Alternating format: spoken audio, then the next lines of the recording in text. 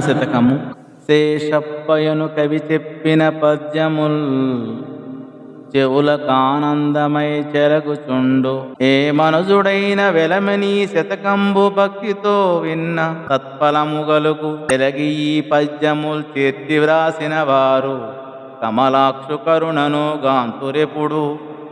నింపుగా పుస్తకం వెప్పుడు పూజించిన దురితజాలంబులు తొలగిపోవు.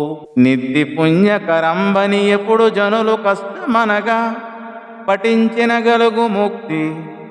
భూషణ వికాస శ్రీధర్మపుర నివాస దుష్ట సంహార నరసింహ దురిత ధూరా.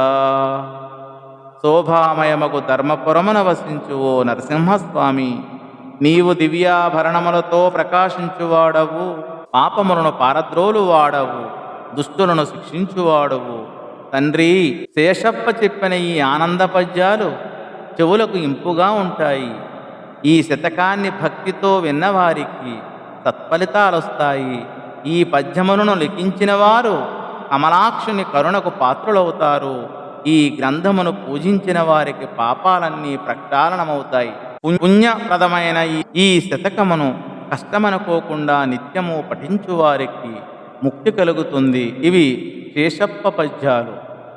చెవులూరేవే, ఆ విషయంలో సందేహం అనవసరం. ఇక వినడము, వ్రాయడము, పూజించడము అనే పదాలకు ఈ పద్యములను లిఖించిన వారు కమలాక్షుని కరుణకు పాత్రులవుతారు. ఈ గ్రంథమును పూజించిన వారికి పాపాలన్నీ ప్రక్షాళనమవుతాయి. పుణ్యప్రదమైన ఈ శతకమును కష్టమనుకోకుండా నిత్యము పఠించువారికి ముక్తి కలుగుతుంది. ఇవి శేషప్ప పద్యాలు. చెవులూరేవే, ఆ విషయంలో సందేహం అనవసరం. ఇక వినడము, వ్రాయడము, పూజించడము అనే పదాలకు ఒకే అర్థమని గ్రహించాలి.